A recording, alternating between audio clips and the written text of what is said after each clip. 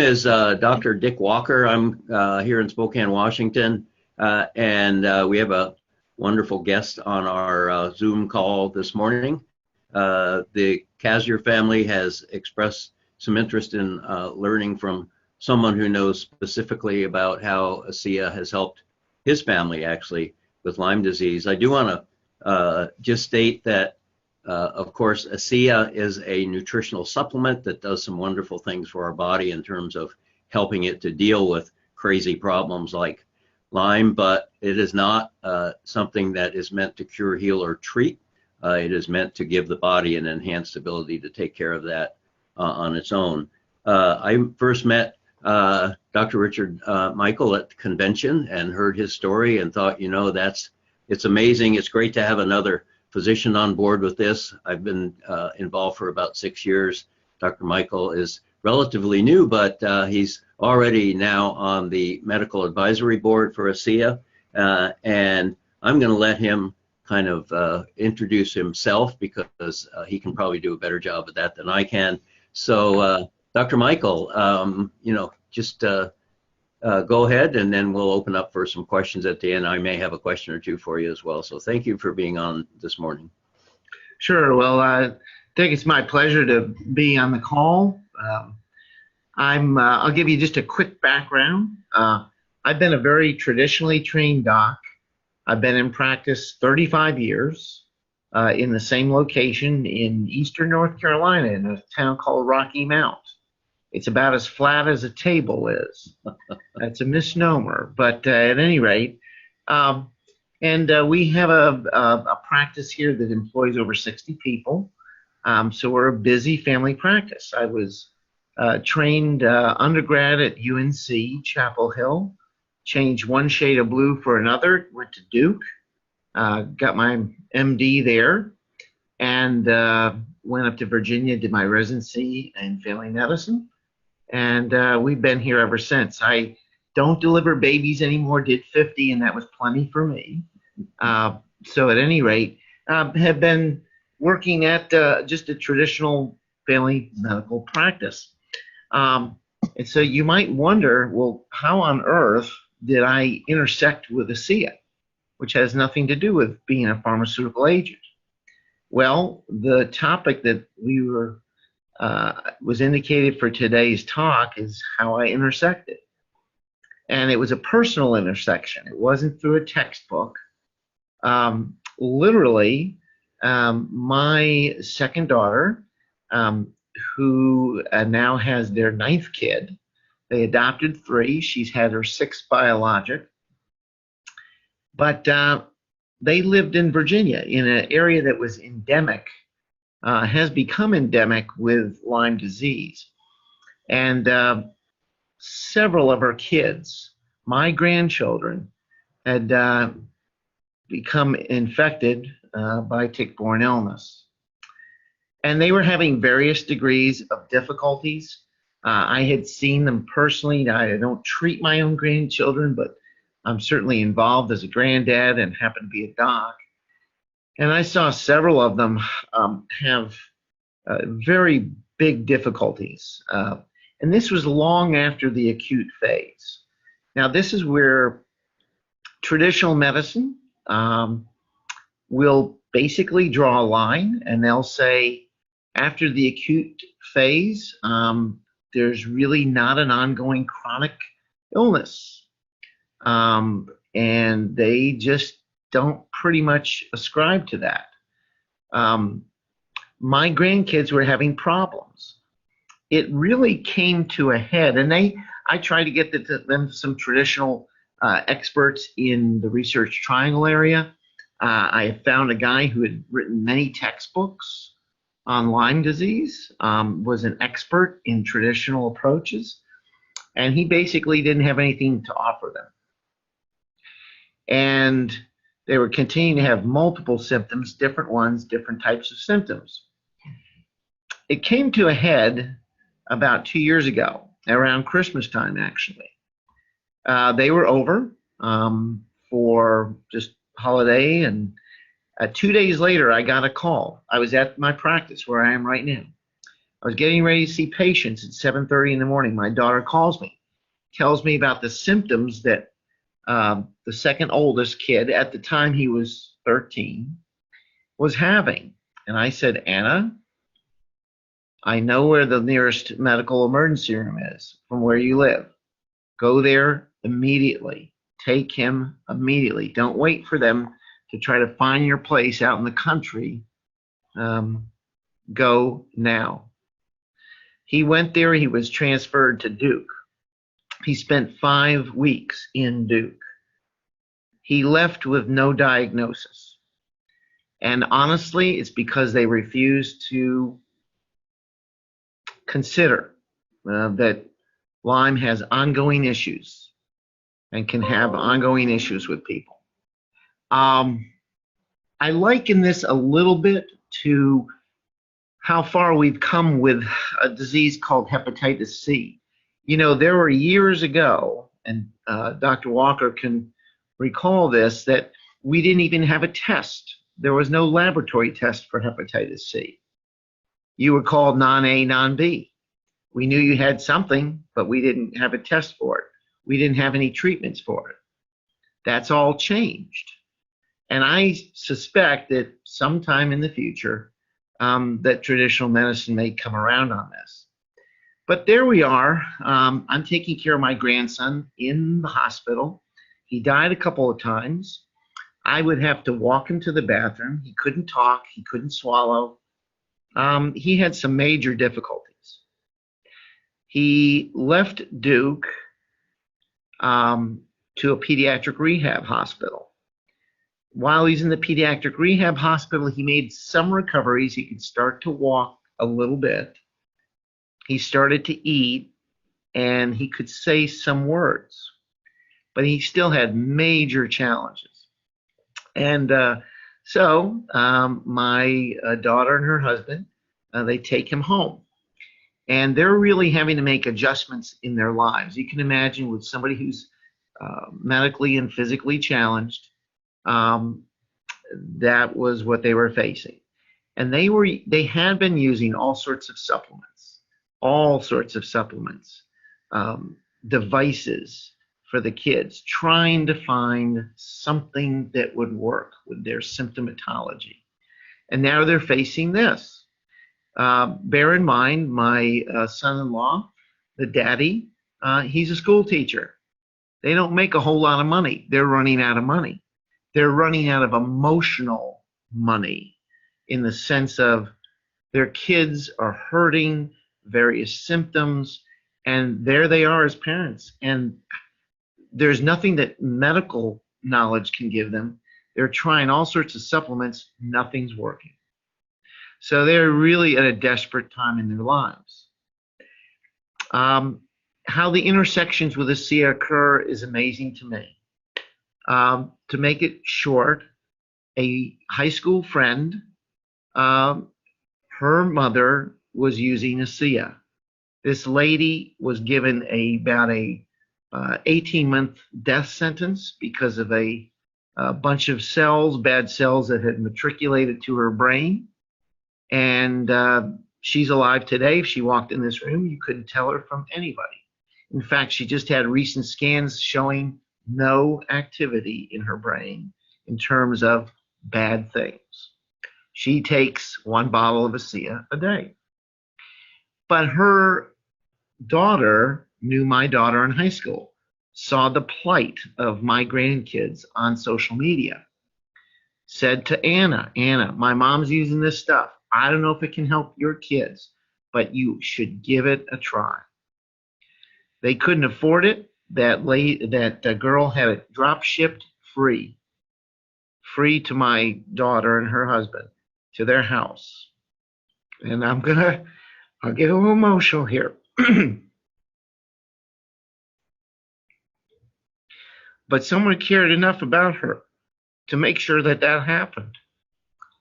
Shortly, within about a month of giving the kids the gel and the oral ASEA, dramatic changes happened. Dramatic. And I'll tell you something. That young man that would face plant in the hospital at Duke. He's running 5K races now. He doesn't have headaches. The other boys that were affected by the Lyme, they're not having that symptomatology anymore. It's absolutely amazing. My daughter, if she was on this call, she would say to you, she has her family back. She has her family back. And it's just been, that was the eye-opener for me. And quite honestly, how could I avoid that? I couldn't ignore it.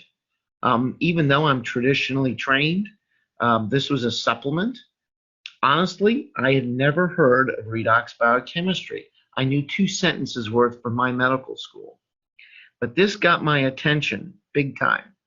I went out, bought 3 or 4 medical textbooks, pored over them, trying to figure out what is redox biochemistry all about. Well, after spending that 3 to 4 months, basically kind of going back to medical school a little bit, I came to the realization this is real. And somehow they found out a way to stabilize these molecules outside the body. This is amazing. And I thought, this is the track of how it's helping my grandkids. And since that time, it's been an amazing journey for me, utilizing it in countless cases, either as a consultant on the case or firsthand with my patients. And just amazing stories, because these molecules go all over the body. They go to all the organ systems, and it's a blessing. So again, to wrap up, Lyme, very personal to me. I can read about it in a textbook. I can gather how the redox can work there, but I had firsthand experience with it. So I'd be happy to answer any questions, or if you want me to elaborate on anything. Dr. Michael, could you discuss, I know people always ask us how much ASEA does it take? What sort of dose have you seen work with your family members? And I'm sure you've talked to a lot of people about this since you've gotten involved. Yeah, I always try to get the context of the person using it, trying to figure out what exactly is going on. I try to do a more global assessment rather than focus on the one big item. Everybody has that 1 or 2 big items, but usually we have issues all over. But typically, I know the kids are most of them are 6 to 8 ounces a day on a regular basis, and their ages are generally around 8 up through 16. Okay. Yeah, I know dosing can be relative. What I've seen is that a lot of people who think that ASEA isn't working for them just aren't taking enough or taking it regularly enough, and I'm sure you've come to that same conclusion. I'm going to open up the mic for Bob Crazier, and there's one other family member on here, and because I'm sure they may have some questions, and I want to give them first go, because if they hadn't asked for this call, we wouldn't be having it probably. So Bob, do you have any questions you'd like to ask Dr. Michael? Well, I don't know whether you need to have any of my family history or not, or whether just ask the questions. But essentially, my wife came down with symptoms. I think she was about 57, tingling in the extremities, and we tried to figure out what was going on. And turned out that she had lesions on the brain similar to MS, and that was what was causing a lot of the problems. They didn't definitively diagnose her with MS, but certainly she had the symptoms. And the short of the story is she thought it was a gluten allergy. Some doctor told her that. She got off gluten for 2 years. And then she had a friend who had Lyme and said, you should be tested for Lyme. And so she went to a Dr. Ross in Seattle, and he decided, because of the symptoms and because there were companion organisms with it, that it was Lyme. And so he put her on an antibiotic regimen that lasted another 2 years. And supposedly that has taken care of a lot of the problems, but the antibiotics were detrimental in and of themselves. And she still has brain fog and fatigue and anxiety and depression and things like that. But essentially, we believe that she was infected with Lyme, and then she passed that organism on to a number of her children in vitro. Joseph, who is online, has had similar symptoms, and I think he was diagnosed with Lyme, as much as you can diagnose it. And he had a shorter treatment with the antibiotics. Number two went through the antibiotics with Dr. Ross, and they seem to do fairly well for him. Number 5 has had continuous problems for a number of years with brain fog, fatigue, lack of energy, depression, hurting joints, hurting muscles, and things like that. And he probably, next to his mother, has the most severe case of whatever it is. So we've been searching for a number of years for some sort of answer. We've been taking the ASEA, I think only about 4 ounces a day, so perhaps we need to jack that dosage up, particularly for my wife and son and some of the other family members who are experiencing symptoms. So that's kind of my story.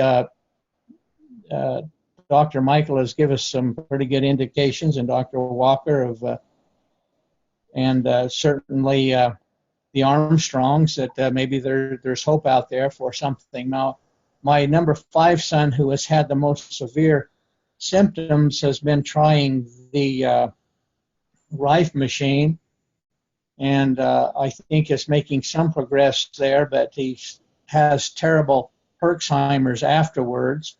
He's able to endure longer sessions now, but that's kind of where we're at on this. We're willing to give it a try and give us a go, so give us some guidance in what we ought to be doing here.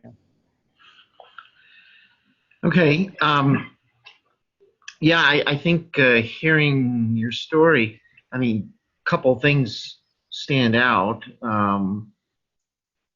I think that certainly you want to try to dose this on the higher side. I'd make sure that folks that are definitely affected in an ongoing way are taking at least 8 ounces a day. Okay, so these are adults. I would assume of various ages. So even in the best of circumstances, we decrease our production natively of these redox molecules by decade. It's just a matter of fact. And so you're going to have to climb a higher hill regardless of what external forces have been in play here. So, I would say 8 is probably a minimum, maybe 10 to 12. And don't overlook the gel. For people that are having challenges musculoskeletal-wise, do not overlook the gel. Now, you have to remember how you take it properly and use it properly. You have to shake it. I shake it every single time it's being used. And remember, you can apply it 3 times over 5 minutes. That's only one application. You can continue to reapply. And then make sure that you're taking the oral ASEA in the proper manner. You don't want to denature the molecules before they have a chance to get going. So you want to make sure you're doing all the basic things correctly. But I think the big thing that jumped out is perhaps use the gel more than maybe it's being used, and at the same time bump up the oral usage. So how should we use the gel? Where do we apply it? How often? How much? Yeah, you want to, after you've shaken it properly, you want to apply an amount that you can just paint the region. I call it painting the region. So let's say it was a knee that was the problem. You would paint the knee on the front and the back side, and then you let it air dry. And that process takes under a minute, and then you can reapply it. So you can do that 3 times over 5 minutes. And very often with utilizing the gel, a person can see pretty fast response rates to know that something there is working. But you can reapply this multiple times throughout the day and the evening. So that's so anywhere where there's difficulty being encountered by the person, that's where I tell them to put it. So pain and stiffness and that sort of thing, generally, I've found it works well for that. Yeah. Now, you also mentioned that it was important to take the oral stuff properly. Review with us what properly is. Can it be mixed with anything at all? Can it be mixed with water to dilute it, or does that risk tying up the molecule and making it ineffective? My reasoning was that it wouldn't hurt to put it with water, makes it a little more palatable, and it's been suggested that we make sure we're drinking adequate water. Is that a poor thing to do? I mean, it goes in the system and gets diluted fairly quickly. So review the basic principles with taking it. Sure. I take nothing with it. I take it straight. I actually savor it. It's kind of like a wine connoisseur. You swish it was more like pool water. Well, some people, and I certainly found this myself early on, you can smell the taste. Now, what I just said, smell the taste. Because when you're putting it up to your mouth, you're actually smelling the chlorine kind of smell, and it almost sends a signal that you're going to taste something as well. That actually goes away with repeated use. Now, somebody that's really challenged with that in the beginning, it's just very difficult for them to get it down. I would use the pouches. Use the pouches, because you're not going to get the smell from the pouch, and you just put that up to your mouth. You won't reflux back into the pouch. It's designed not to reflux back in. Now, here's an incorrect way to take it. Putting it in a metal cup of any kind. That will denature the molecules. Chugging it out of the bottle. That's no good, because your saliva and bacteria will get back into the bottle, and then that'll ruin the application. So you pour out only what you're going to use. You put it in your mouth. I swish it around. I might walk around and just do a few things, hold it in my mouth for 10, 15 seconds, because it's going to be absorbed on the inner aspects of your cheeks inside. And it's especially good, I mean, think about it. If you have any kind of dental challenges, gum challenges, hey, why not put the molecules right there? They're going to enter the system. As you swallow it, a good portion of the molecules have already been absorbed. So if you do it that way, so I would not mix it with water or any other substances at all. I mean, they don't give this stuff away, so why take a chance? How frequently during the day, Dr. Michael? Yeah, very, very good point. Thank you. I'd say for people that are having major challenges, if you can space it out and space it out throughout the day, it's probably going to be a better thing for you. When we're giving traditional medicines, we always look for that 1-a-day dosing schedule, because we realize how hard it is for people to dose multiple doses during a day. And I mean, I would look at your realities of your life, and if you only take 3 ounces in the morning, you're supposed to take 10 ounces a day, and you forget the other times, it's probably better to take all 10 ounces in the morning. But in a perfect world where you're diligent and can be disciplined, it's better to spread those out throughout the day. Great, thank you. Are there any other questions specifically about Lyme that Dr. Michael can answer for you? Some of these other more general applications we can cover for you, but certainly I think the take home that I try to get across all the time is you've got to give this time to work. I guess that would be another question. How long did it take for your grandkids to really see a specific benefit from this? Yeah.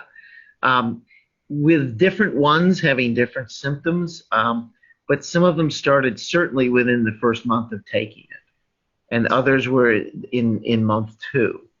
And, I think that's, again, a great point to bring out. Just in general, the response rate is very, very few. Like 15% of patients will notice a big change in the first week, but that jumps up to about 50%. Now, this is not Lyme. This is just all comers. 50% in a month, 75% by 2 months. And by 3 months, basically 90% of people will find some major challenges dealt with. So I think the story there is, even with as an amazing product as this is, it may take time. It may take time because of the stresses on our systems and the age of the patient. All of those things play a role. So, Dr. Michael, how does the molecule work? And that it, I don't believe, kills the Lyme. It must enhance the body's immune system to where it can combat it, and just what is the function of the redox molecule? Yeah. Well, we know that in general, certainly we have, again, we're entering a field of medicine where it's very difficult to say what's going on chronically. Trying to isolate organisms from body fluids. But in my estimation, I think what will end up being shown at some point in the future is that the body is encountering results of an infection that are triggering the immune system to do some awful things to itself. There's tremendous inflammation going on. One of the boys would have recurrent major arthritis in one of his joints. And yet when they did all the testing, they couldn't find out any reasons. He didn't fit any of the nomenclatures for rheumatologic disease. So he was kind of idiopathic. But, we have a 6-year-old kid who is running like crazy one day, doesn't injure himself. And literally the next day he can't hardly walk. And I saw his joint, and it was inflamed and swollen. So there's an inflammatory response going on for sure. There can be co-infections. I think you mentioned that. One of the things that happens in the immune system, if you look on the bottle, that's probably a good place to look. Look on the bottle and see what the gene study purported to find, and that's that it enhances the immune system in our bodies. So exactly what is going on, boy, that'd be a great study. I wish we had billions of dollars to put into that, because honestly, there's a world of people that are hurting, and quite honestly, I mean, there's just there's a lot of dead ends for a lot of folks. And what I have seen, and this is just not my family now. I was involved with another kind of consultation, if you will, a lady in Oklahoma who wasn't sure she wanted to do this. I was asked to speak to her. We talked at length. Devastating issues from Lyme. And just to put it in perspective, one of the things that has happened is she's had such an amazing response using the ASEA. She remarked to her husband, walked in one day, and this was after just using it for a month. She had high heels on. She said, "Look, I'm in high heels." She couldn't wear anything but flats because of how it was devastating her musculoskeletal system in her from her ankles and down below. So again, it's an amazing product that has you don't have to worry about side effect profiles. You don't have to worry about drug-drug interactions. As Dr. Walker knows, every time we write a prescription, our computers are going through that process. Efficacy, benefit, side effect profiles, all sorts of things. And with the ASEA, it's just a breath of fresh air, and it's giving hope to people who literally have lost hope. Great. Well, thank you, Dr. Michael. We're at the half hour here. Bob, did you have any more specific questions about? No, really. I guess to sum it up is keep the faith, keep going. It's going to take a couple of months anyway, perhaps, and that we need to increase the dosage. And it looks to me like that those who have the most severe symptoms probably ought to be up around the 8 to 12 ounces per day. Better if they could take it several times throughout the day, but the important thing is to get that much in, and even up to a full bottle a day, that it's not going to do any harm and may reap some benefits. So that may be why we're not seeing an awful lot yet, is perhaps we need to increase the dosage and be a little more patient. Absolutely. Is there any way to know when you're absolutely over the Lyme's? Because it tends to recur. I have never been traditionally diagnosed, but I've been diagnosed by non-traditional methods. And the symptoms vary so much, and there's so many different ways it can affect you. I don't know when you really know that it's a done deal, or is it ever a done deal? Janita, that's a good question. And with a problem like Lyme, because many times we're dealing more with the aftermath of the infection that can go on for years. And so the best answer to that is when you're feeling better and the problems that you've been dealing with have resolved to a large extent, then your body has been able to repair and quit fighting itself and quit causing damage. And so it's really more symptoms. There isn't any simple lab test or anything we can do to determine when your body is fully recovered. It's just a question of, if it was brain fog, is that resolved? If it was joint inflammations and pain, are those gone away? And if so, then you're good.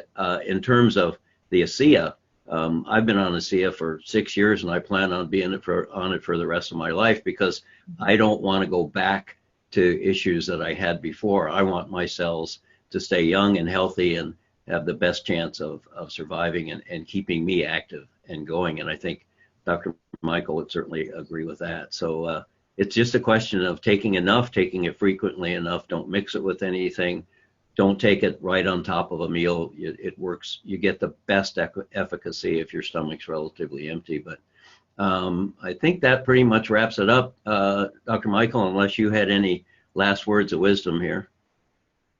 Well, I wish Bob, you and your family, the very best. Be consistent, be diligent, and I think all the take-home points, you seem to have gathered those in quite well. You're in our thoughts and prayers, and I know that this can do amazing things that certainly can benefit your family, and so we'll be pulling for you. Thank you, Dr. Michael. Very, very much, both of you, all of you. Yeah, thank you. Thank you again, and thanks for everybody who's listening in this morning. And hopefully you've got some great information here. And if you have any questions, you could certainly give me a call. You know how to get a hold of me. So take care. Have a great day, everybody. And we'll see you next time. Thank you, Dr. Michael, and thank you, Bob, for sharing your family's situation. You bet.